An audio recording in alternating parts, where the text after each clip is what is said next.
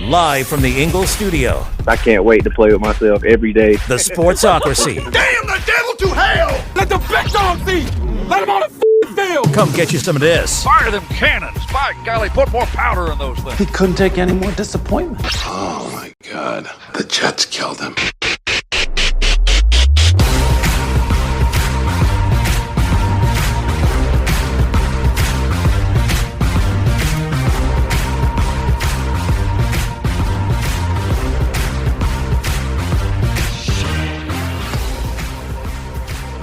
And welcome into the Sportsocracy. It is Super Bowl week. And Super Bowl. And we are live in New Orleans, Louisiana, right outside of the French Quarter.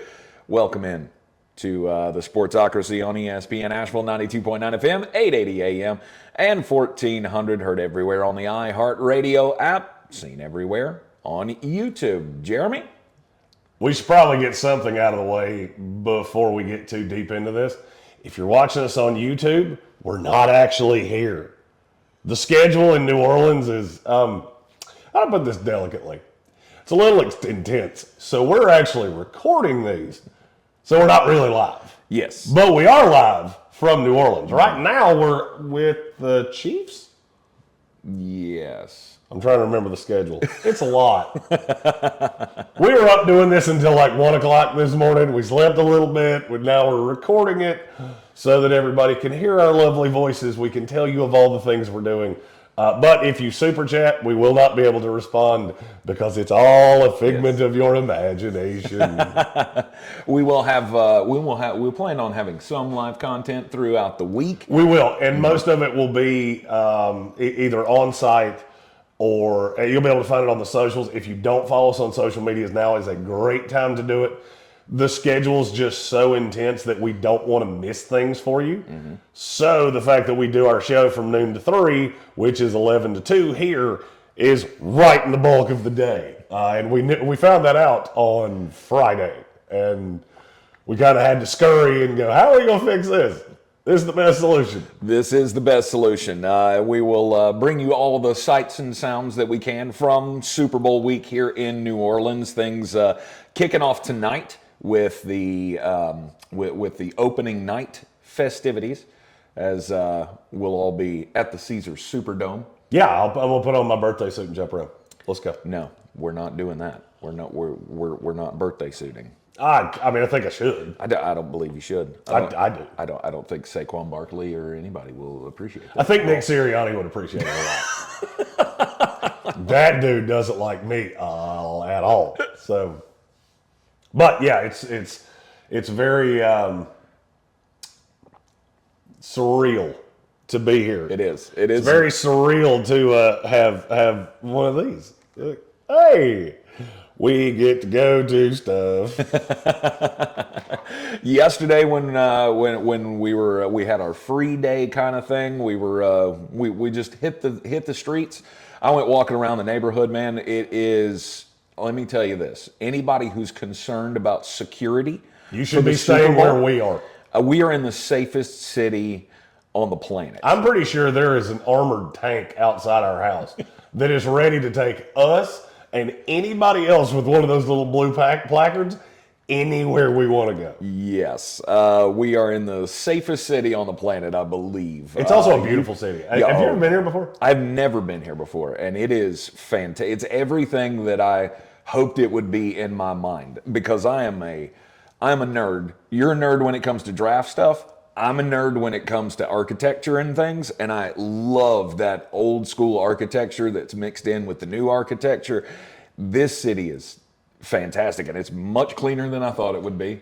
Oh, it's gorgeous. And there's things to do everywhere. I mean, everywhere you walk, there's something new. You know, yesterday, Jeremy, being a big dum-dum, he's been on the road for, I've lost track. I think my house is still there. Yeah, it is. I've been gone 8 days. Mm-hmm. I forgot pants. I brought no actual, honest to God, big boy pants. So I had to go to the mall that is built into the sidewalk down the way. Well, come to find out, A, that's where they were dropping off the Lombardi Trophy. B, that's where the Eagles Hotel was. So we went down there. I have never seen anything like that. They have Homeland Security here. They have the National Guard here. It is unbelievable. The number of urban assault vehicles that I have seen since we've been down here is obviously more than you would see at a normal Super Bowl, but after the situation that happened here in New Orleans on New Year's, obviously things have kicked up a notch. So don't worry about security for the Super Bowl. It is well taken care of. Well, and that's Homeland Security and all forces are on the scene. And that's another part of this. So after what happened on New Year's Day, the we'll say ease of access went. We couldn't have planned for that when we started planning this trip back in July. So it's a little harder to get into Radio Row. Takes a little bit more time. And it's just, for us, it's easier to do it this way so we can bring you all of the sights and sounds. Yes. Speaking of the events of New Year's Day, can we just give winner of the weekend was Jack Betch. Oh, yeah. Star of the Senior Bowl. He was Senior Bowl MVP. Yep. His brother was killed in that terrorist attack here in New Orleans on January 1st. Went to the Senior Bowl, absolutely dominated for 3 days of practices. Then came in and won MVP in the game. And now will be a second-round pick. Oh, yeah, and that's time for a mock draft. Hey. 3-round mock drafts coming out this week from New Orleans. Jeremy's got all his final thoughts on the Senior Bowl as well. Do we want to talk about the trip down here? Oh, what? You mean the fact that I think I had the bubonic plague? I was thinking more of the latest, greatest tank disaster. You know what? I'm going to let you tell this, and I'm just going to sit here and maybe make faces at the camera. Well, so HWA and I came down in her car on Saturday morning. For those of you that don't know, that's Hot Wife Amy. Yep. That's my wife, who I had not seen in a week. Yep. Because I've been in Mobile with Coach Kent Briggs and Bill Workman. So they came down Saturday to meet me. I was in Mobile. I did some of the festivities around the game itself, and then I drove over here.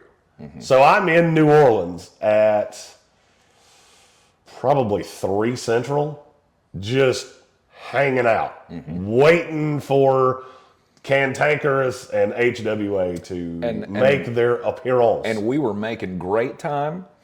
We were bound to be in New Orleans by about 6:30, about 6:30 Central. And then right about, about 5 o'clock, we were in Alabama. Something like that, because I was in a bar. I had found a bar that had a sign with Dory from Finding Nemo. And it said, I'm never going to drink again. Ooh, look, Fireball. And I went, I feel like that was calling my name. Yep. So I went in, and I'm just waiting. We got down to, the gas gauge got down to where it said you have like 56 miles to go until you're empty. And Tank did the thing that Tank apparently likes to do and pushed it too far. We ran out of gas, and we sat on the side of the road for like 3 damn hours. It was not fun. No one was happy. I was not happy, completely, embarrassed by the whole thing. But the good news is I wasn't in the car. We're safe. Oh, sorry. I thought we were telling the truth of what the good news was. Jeremy was not in the car, which could have led to a homicide. Yes, indeed. So the trip was an adventure getting down here. We went through several tow truck calls where, first off, AAA, you can go get somewhere. Yeah, do gooder. How about you just do gooder? Right. What is it our good friend JW from Parks Ford of Hendersonville likes to say? Do better. Yes. We like to do better. Well, AAA, you need to adopt that and do better. Because I think AAA's philosophy is we'll be there between 7 p.m. and September. They were like, sure, we've assigned somebody to come bring you gas. And then when we called the tow truck company, they said, we're not assigned to that. Yeah. 3 times. And then I ended up hoofing it 2.5 miles to go to the gas station. By the time I reached the gas station, somebody came to tow the car to the gas station. And so it was an eventful ride down here. Yeah. And for all we just said about AAA, hey, you know, when the car says how many miles you have before it runs out, you probably shouldn't run out. Yeah, probably not. In theory. Probably Do you know I've never done that in my entire life? And I'm not shocked because it doesn't happen to everybody, but it happens to me a lot because I'm an idiot. Here's my question. How does it happen to anybody more than once? See, to me, running out of gas is a lot like snipe hunting.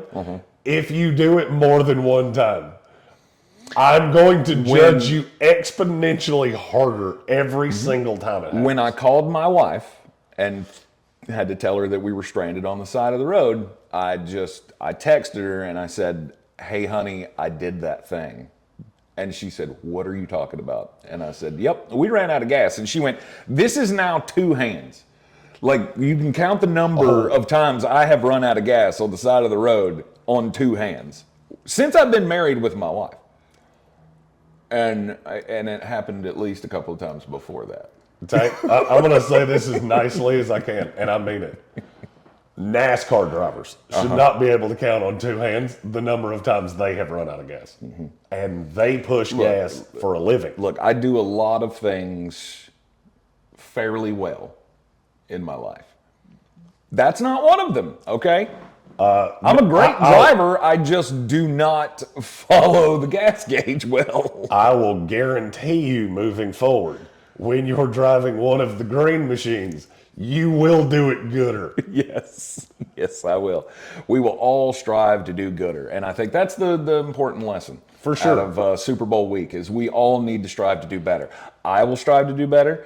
AAA needs to strive to do better. New Orleans is clearly striving to do better and succeeding at it because, again, this is another one of the banner moments of the Sportsocracy, being in a first-class city. I'm already doing better. Thank you for all that follow us on social media that asked. I don't know what I caught in Mobile. We've had a lot of opinions. The bubonic plague was one of them. Cholera was one of them. I don't know what it was, but for 3 days, I absolutely felt like I was going to die. So, those of you that were watching Senior Bowl content and just all of a sudden I disappeared, it's because I slept for 2 solid days. I had 103 fever for like a day and a half. And I'm just now getting to a point where I feel right. I'm leaning over a little bit because I don't want him to get his herpes on me, whatever it is. The hives that he broke out in, it's insane. Oh yeah, you can see it on. They've kind of gone away. Gone away. Yeah. Good. I mean, he looked like a child with chicken pox when we got here.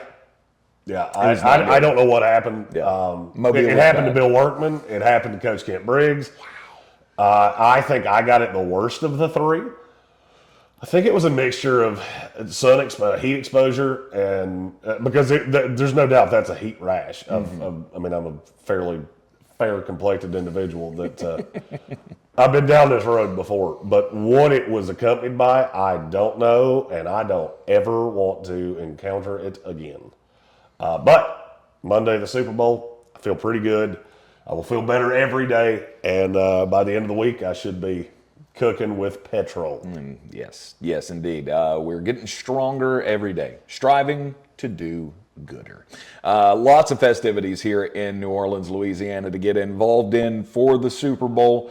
Again, we'll be bringing you as much of it as we possibly can here on the YouTubes, on the radio show as well. Festivities getting kicked off in earnest tonight. As Jeremy said yesterday, they brought the Super Bowl trophy in on the Natchez, which is one of the steamboats here in New Orleans. Brought the Super Bowl trophy in. There was a big parade and everything. We got some pictures that we can share of the boat as we saw it yesterday. Tonight, opening night. This is the fun little night where you see all the funny clips of people asking stupid questions at the press conferences. I fully plan on being one of those people asking stupid questions, like to Nick Sirianni. Nick, on a scale of 1 to 10, how wrong would you say your face is?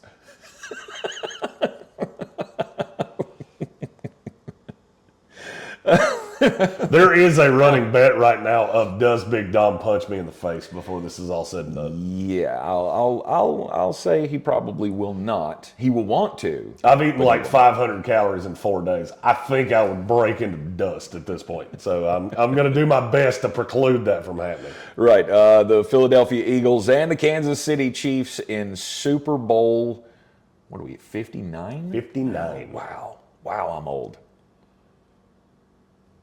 I can, well, I mean, don't give me that look. Oh, you are old. I am old. I mean, not necessarily in years, but in, still can't figure out that you got to put the gas in your dune buggy. Never live it down. You're in the Sportsocracy here on ESPN Asheville, 92.9 FM, 880 AM, and 1400.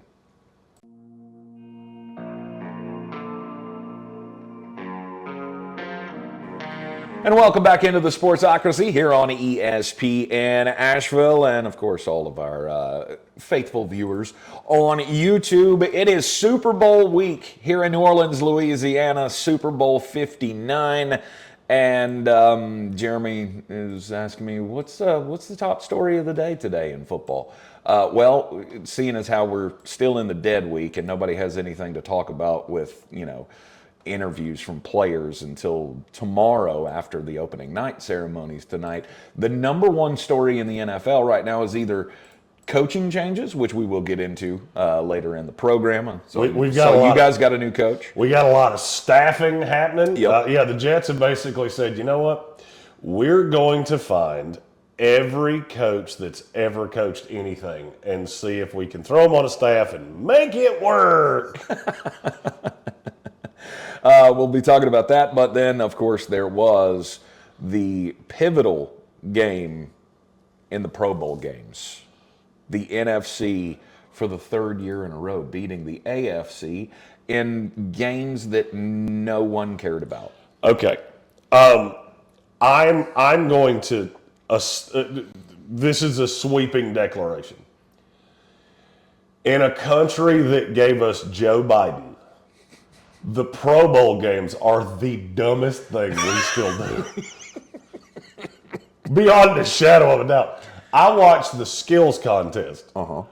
And Jared Goff going just full gunslinger. Nailed every target. He was perfect. Outside of that, I could not tell you another thing that happened. Quinnen Williams spiking footballs. You told me about that. Yeah, Quinnen Williams won something because he spiked a football really hard into like a carnival ride, and it made a big number. It was kind of like the punching machine that you hit in bars, and you break your hand, and there's blood on it. There was always blood. Every one of those machines had blood on them. That was what you got. Okay, let me equate this to something. Tank, you and I did not plan this. No. Name me a company in America that you value to be very well run. I would say it would probably be Tesla, Elon Musk. Okay, all right. So Tesla makes cars. And let's say that their best salespeople at the end of the year were given, I don't know, an STD as a reward for really being the best of salespeople. Here's a fun Chlamydia. There you go. That's the best way I can equate this. Oh. And the camera. Yeah, the camera's losing its mind again.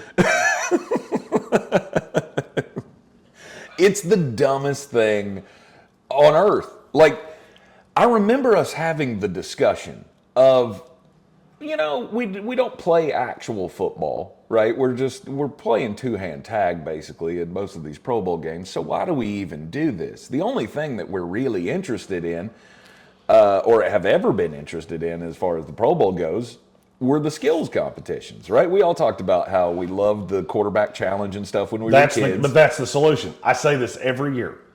Take them to Hawaii, all the quarterbacks that don't make it to the Super Bowl, and have the quarterback club. And just go out there with targets that are moving across on the thing. They have to run through the obstacle course. That was awesome. And this sucks. Well, a lot. Well, I mean, because you have stupid events for everybody now. It's not just the quarterback club getting together and we can watch that for 30 minutes and move on. Now everybody's got to be involved. So we've got the spectacular catch contest, and I just don't get it. You know what I never at any point need? I don't need the Verizon Pro Bowl games brings you Bad Bunny. I don't need that. No. I mean, my question is... It's kind of like making Kendrick Lamar the halftime show at the Super Bowl. You're close enough for me to hit you right now. So, we are planning on having 50 Cent on the show at some point this week. Ooh. So, yeah, I'm super excited about that. And this is a great time to say that. Damn it, if you embarrass me, I will throw you off this building. I will not. I will be supremely professional with Curtis. Can I call him Curtis? I don't care what you call him.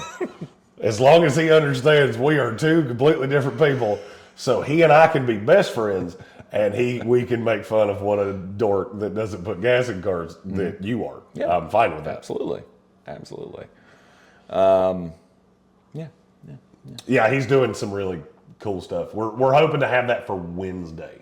That's when we told you a lot of this stuff was going to be recorded for the radio show itself. That's why. Mm-hmm. Because so many of these things happen right in the middle of our show, and if we're doing a live show, we can't do it. We can't be there. Do it. The Pro Bowl games are stupid. The flag football game ended 56-50. No, it was more than that. 76 to. Well, that was the final score of all of the challenges. 76 to 63 was all of the events, because for Thursday night, I didn't watch it. I don't care about it, so I didn't look it up. Don't try to correct me on this. I really don't care. All I'm saying is, after the Thursday night skills competitions, the score was 14-7. Thursday night, I think it was on, but that was right when I was in the throes of of death. Oh, Elizabeth, this is the big one. I have FAFO'd.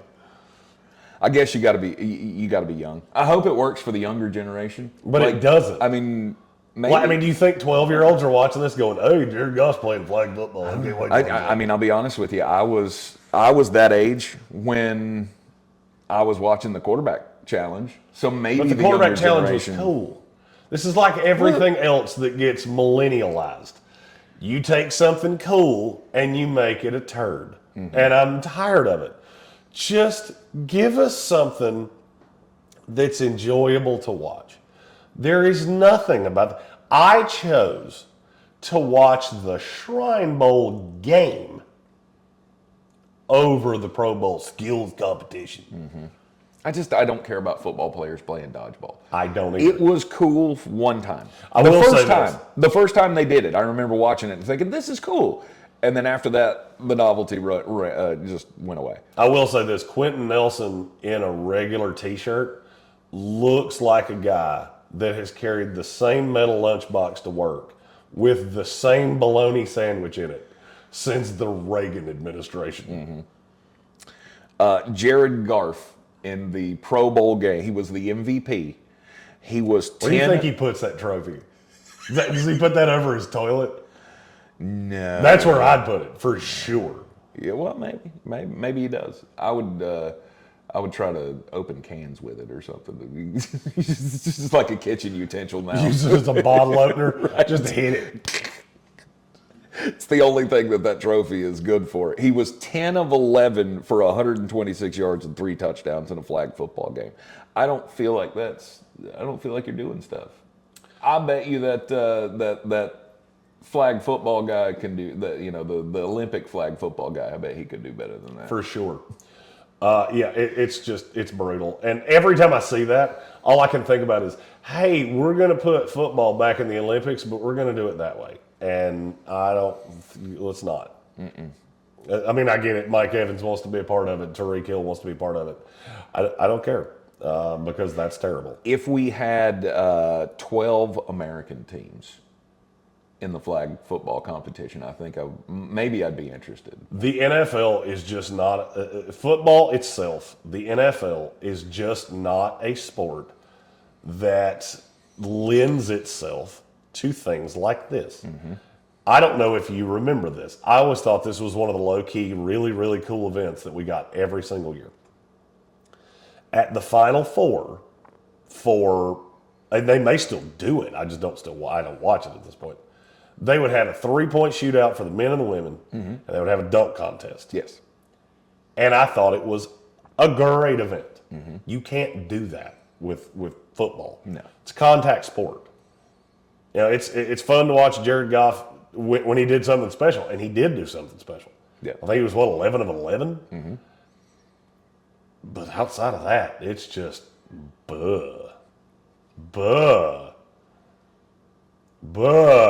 kind of how I feel about what's going to be my outside story in the next segment, which is it's Trade-a-Palooza in the NBA.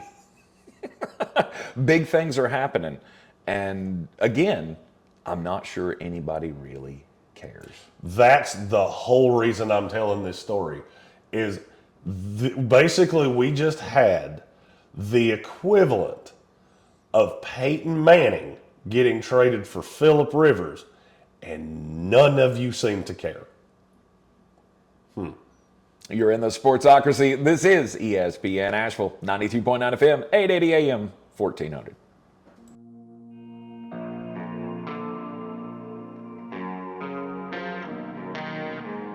How's the weather up there on the high horse? The Sportsocracy on ESPN Asheville, 92.9 FM, 880 AM, 1400. Heard everywhere you go on the iHeartRadio app. All right, time to get just a bit outside. We're both doing basketball stories today. And it's at least mine is to make fun of the sport. Mine is just making fun of one guy, Isaiah Stewart. Isaiah Stewart is a basketball player for the Detroit Pistons, if you did not know. And he got suspended 1 game without pay after picking up a 6th flagrant foul in the season. The weird part of the story is that the game that they suspended him for was bobblehead night, and it was Isaiah Stewart bobblehead night. Oh, so everybody showed up to get their little Isaiah Stewart bobblehead, and he's sitting on the bench. I mean, first off, not huge into basketball, obviously, anymore. We make fun of it all the time. I'm trying so hard, and I can't do it. I mean, Isaiah Stewart, that's a weird bobblehead to me. Is he a star for the Pistons? Is he like He's good enough to get a bobblehead. Okay, so is this like Terry Rozier night? Like he's good? I probably wouldn't use that one at this point because Terry Rozier bobblehead night's going to be at the Caesars Sportsbook. Oh, did he get busted for something? He's in so much hot water, and I don't know how involved he was, but there is a massive investigation to weird betting things on his. It's tied to Jonte Porter. That's where they found it. Oh hell! But his went on for way longer. Prop bets and so stuff. If he's not involved, then some better is the luckiest dude on the daggone planet. Okay, all right. Well, you know what? Which that could happen. Yeah.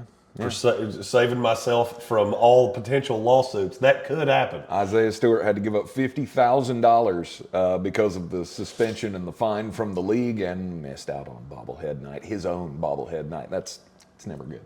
So last night down here in NOLA, we were sitting at the Rusty Nail, and trade news broke. De'Aaron Fox He's headed to San Antonio to play with Victor Wembanyama. Zach LaVine goes to the Sacramento Kings. Whole lot of other pieces in the deal, but that was the two headliners. Right. Now, the funny part of that trade to me was that of the 7 players that I think got traded, Tank asked me, when did that guy start playing for that team? 3 times. Yep. But that was only the second biggest trade. Well, that was because I didn't realize that Patty Mills had played for 7 teams in 7 years. Well, that was a different deal. That was the most irrelevant of trades in the history of time. Right. That was, hey, we don't want this guy. Would you like to have him? Well, it's ironic because we have these 2 guys that we don't want either. Luka Doncic traded to the Los Angeles Lakers. Yep. For Anthony Davis. Now, the report is that the reason Dallas traded Luka was because they had become very disheartened by his conditioning level and his dietary habits. So let me get this straight. You don't want to pay a guy in his mid-20s who is an absolute star when he's on the floor. You don't want to pay him supermax money. But your other alternative is let's pay supermax money to a guy who doesn't play for 2 weeks when his eyebrow hurts. Could you run that by me one more time? This came down and Tank and I just looked at each other like,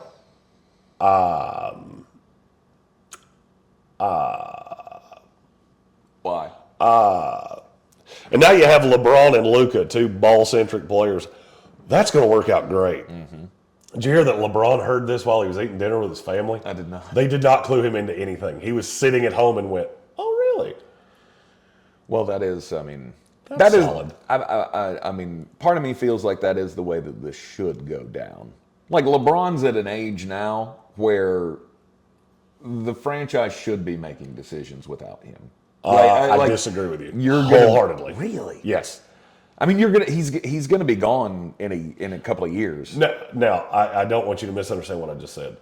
I'm not saying that they should be asking his opinion. They should be telling him, this is where it looks like we're headed. Do you have an opinion? Okay, I mean, yeah, absolutely. And we will take that into consideration. Right. But did he hear it from the news? Yes. Oh, so it Yes. popped on his phone without somebody calling him. He heard it the same way we did. Okay, now That's that's bullcrap. That's bad call. Yeah, that is totally That's how bullcrap. you end up with, now you've got the 2026 Los Angeles Lakers featuring Bronny James and Dalton Knecht. Woo! And Luka. Maybe he's only signed for 2 years. He's got to sign the big Supermax. And from what I understand, they didn't have any talks about whether he was going to do that or not. Makes it more curious. They're bad front offices. And I promise you, we're going to tie this into a football story here in just a second. Bad front offices do things like this. I see bad front offices routinely make decisions that don't make any sense. And now, the reason that I told that story was to tell this story. The new running backs coach of the Chicago Bears is Eric Bieniemy. You see a problem with that? No. Okay, explain it. Tell me why you don't see a problem with that. I mean, Eric Bieniemy is a good offensive mind, and he was a running back, so clearly he can coach the running backs, I would imagine. Okay, hold on. You said good offensive mind. Yeah. This is a guy that just got fired at UCLA. So I think maybe good offensive mind. Maybe we're going along. Well, I mean, he did that same thing that we talked about the other day with coaches. Like, he was the next great hire as a head coach, didn't get the gig, and then has worked his way down the ladder, right? He was last the OC for the Washington Commanders before they blew everything up and brought in, the winning team with Dan Quinn and Cliff Kingsbury and all those guys. I mean, you got to start back somewhere. You got to start that climb somewhere. So why not as a running backs coach? with one of the best offensive play callers in the league. I think you're looking at it from the perspective of why this is good for Eric Bieniemy, and I don't disagree with you at all there. Right. I'm looking at it from the perspective of why is this not good for the Chicago Bears? Because you just added another very loud voice in a room that does not need more loud voices. I watch teams make this mistake every single year. Now, I think Ben commands a room enough that he can look at Bieniemy and go, your opinion will be taken into account, and it will lose to mine 100% of the time. Yes. But what if it doesn't? And one thing you got to remember about Eric Bieniemy, he has done an unbelievable job of having a handful of players in every locker room that were just so loyal to him. I don't want any risk for fissure in a new staff. And I'm not being biased here. You know I love to rail on the Jets as much as anybody. Look at the difference in how the staff was built with the Jets. Steve Wilkes is the defensive coordinator. Steve's a good defensive coordinator. He's not a good head coach, but he's a good sounding board for Aaron Glenn. You brought in Tanner Ergstad from Detroit, somebody that obviously Aaron's very familiar with. Excuse me. You brought in Chris Banjo to be the special teams coordinator, and you got Scott Turner to be the passing game coordinator.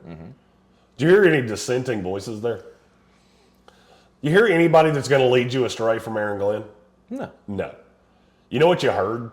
A lot of guys that are very experienced in the NFL. Chris Banjo is the least experienced guy I just said, and he's been in the NFL for the better part of the last 15 years. But he's not a risk of taking away from the message. That's what I always worry about. I loved the Dennis Allen hire for the Chicago Bears. I do not love this Eric Bieniemy hire. Because you think he can detract from Ben Johnson. Eric Bieniemy has higher aspirations, fact or fiction? Fact. Every coach does. No, that's not true. That's actually not true at all. There are some coaches that have no desire to be a head coach. They don't want to work that hard. They don't want to work that long. They don't want to deal with the politics. They're completely good. Anthony Lynn, best example that I can give you. Anthony Lynn is perfectly fine to be a running backs coach. Running backs coach of the Commanders. Perfectly fine. Bounced around. He was in college. He's been in the NFL. But was a head coach at one time. He was, and he hated it. No desire to do it again. Sure. Right situation? But sure, maybe I'll do it that again. was the point I was making, was if the call comes, you're taking that job. Now, you may get into the job and realize that this is crap and I don't want to be a head coach anymore and I'm done. But if somebody offers you a head coach job, I feel like I feel like most coaches would not turn that down. I'm not saying they would. Okay. I'm saying the aspiration. Okay, let's look at the two of us. Right. What is your dream job? This is my dream job. I'm living the dream. I mean, maybe on a bigger scale, obviously. You know, you want to get bigger, you want to make the money, but I mean, this is one of those living times. the dream. This is one of those times that I feel like it says it right there. Living the dream. You ever been on a date where she says "I love you" and you just go, "This crab's good"? That's kind of how I feel right now. Really? Okay. I mean, yes, I really enjoy what we're doing. I have a handful of dream jobs. Sure. That if they were ever offered, that's where I'm going to go. The sponsors know that. You know that. I actually interviewed for one of my dream jobs a handful of years ago and didn't get it. Eric Bieniemy's dream job is the NFL. I love what we're doing. So I'm not actively trying to find another job. If it falls in my lap, so be it. There's nothing dangerous about that guy. That guy's giving you 100% of what he's got every single day. The guy that's actively trying to find that dream job will cut your knees out at every impasse to make himself look better. And I've heard a lot of stuff about Eric Bieniemy over the last handful of years. And I saw that hire and I went, I don't like that. I don't like that. I think it's risky for absolutely no reason. And I don't like it. Yeah. I'm not a huge fan of assembling staffs that are just, hey, who's the biggest name that I can get to put in every spot? You know who did that? Urban Meyer did that. Mm-hmm. You know who did that? Chip Kelly did that. But do you think We'll talk about Ben's Chip doing Kelly that? in a minute. No, I think Ben is trying to get a nice balance of all things, and I think sans Eric Bieniemy, I think he's done a great job. I don't think you understand what you just did. I'll tell you this: I was with Coach Kent Briggs for the last week, the Senior Bowl. We started talking about some of the inside football things of coaches that had called him over the years and different things like that, and the way these situations work. I can't draw a straight line of how he got to Eric Bieniemy. That's just, as a first-time head coach, that's not a guy I want on my staff. I know he has higher aspirations, and I don't know that he's that great of a coach. Those are some of the most dangerous guys you can put on the staff. Yeah. I mean, I would like to think that through the interview process, it was made clear to Eric Bieniemy that this is my team and this is our, and realize that our philosophies align, right? Because Eric Bieniemy was a really good running back in college. He has been an offensive position coach for a long time, and we know that that's what they want to do. They want to run the ball. Ben wants to run the ball. It's what Chicago has always done best. So maybe it's just he's the best man for that job at this moment. I mean, also as a first-time head coach, you want somebody that's been around a lot, and who else better to learn from than a guy that's been under Andy Reid? Exactly. So would you be happy if he hired Matt Nagy? Well, it's a different scenario because he's actually been a head coach.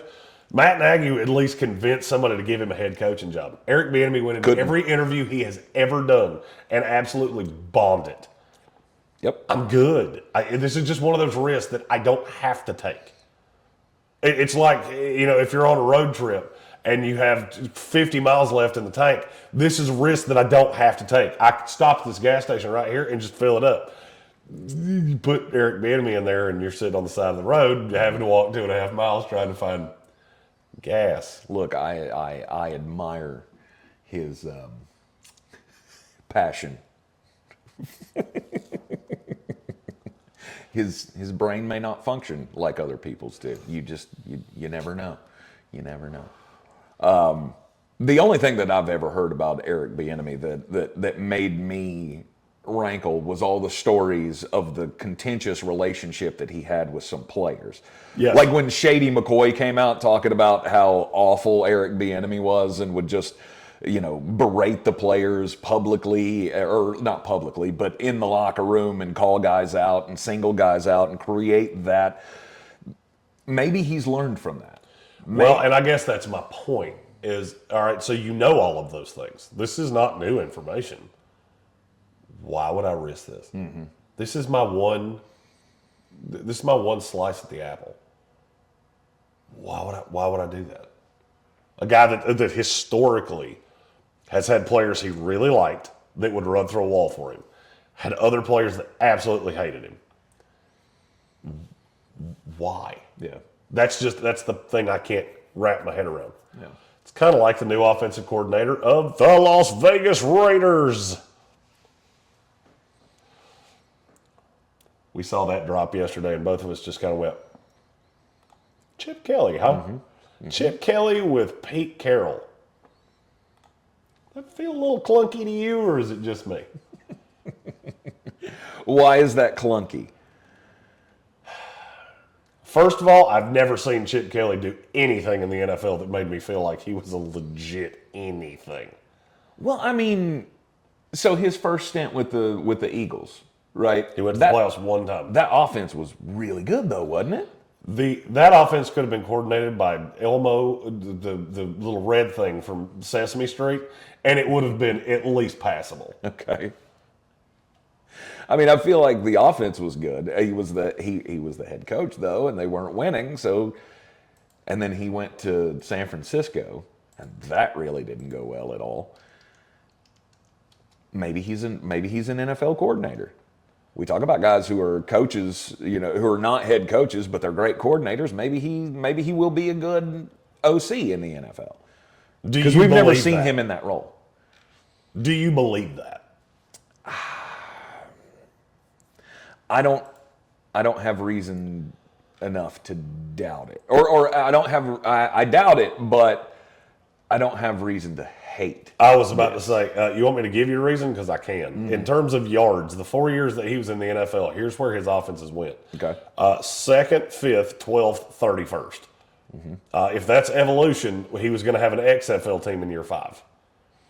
So, I mean, and that was almost 10 years ago. I just don't, I don't get it. And I know he's kind of toned down some of the fast pace, and he's toned down some of those things at Ohio State. College is different than the NFL. I'm also looking at a job here that they don't really have the quarterback of the future. I think there is a great chance they wind up with Cam Ward. We're going to talk about that in the last hour when we unveil the all Senior Bowl team, and just little birdies told me things in Mobile. Is Chip Kelly the guy you want tutoring the young quarterback? Or trying to get the most out of a journeyman or out of Aiden O'Connell? I just think it's a clunky hire. And that was my biggest, I guess the reason it's bothering me is that was the biggest positive of Pete Carroll, is that I thought he would come in here and hire an amazing staff that had all worked together. Cohesion would be right there, and you're implementing a culture. I have never seen Chip Kelly do anything for a culture. I saw an Ohio State team that was just far and away better than everybody in college football from a talent perspective. Right. They were healthier at the end, and he just blew teams' doors off. Yeah. But in this scenario, I go to the same spot with this hire that I went with the last hire. I trust your coach. I trust Ben Johnson to make the right decision, that he can identify what he can use Eric Bieniemy for. And I think Pete Carroll's the same way. Like, Pete gets that, he gets that deference, right? I'm going to defer to Pete, and if Pete says Chip Kelly's the guy to lead my team, then I can't say he's wrong. I can say he's wrong. Because the guy's been right so many times. I can say he's wrong because the history, the percentages, there's a chance that I'm wrong. If you look at these, I've never worked with a guy. You have a big personality that has not historically worked in this league. And now you're going in with and we haven't seen many 73-year-old head coaches, so it's not an apples to apples comparison. Right. I've seen a lot of these where a guy coached against a guy, and that's how they know each other. Pete coached against Chip at Oregon. Respected him, thought, oh, that's a smart football guy. Came an opportunity that you could work together, and it falls apart in a year. Was Chip at Oregon that long? Yeah. I actually didn't realize that. I did not either. I didn't realize it was in the AP story that his Oregon career stretched all the way back to the early 2000s. It was in the.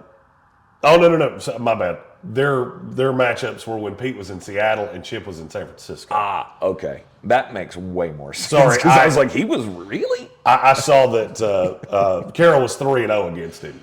And I transversed the two things. Yeah, no. 3-0 against him because they played San Francisco against Seattle, and I'm sure they had a matchup when he was the head coach in Philly as well. Look, there are a lot of guys in our business that I very much respect. I would not necessarily, I don't think we would succeed well working together. It's kind of where I fall in with this. All right. You're in the Sportsocracy. It is ESPN Asheville, 92.9 FM, 880 AM, and 1400. The Ingles Living the Dream Tour on the road at Super Bowl 59. We're in New Orleans, Louisiana. We'll be right back.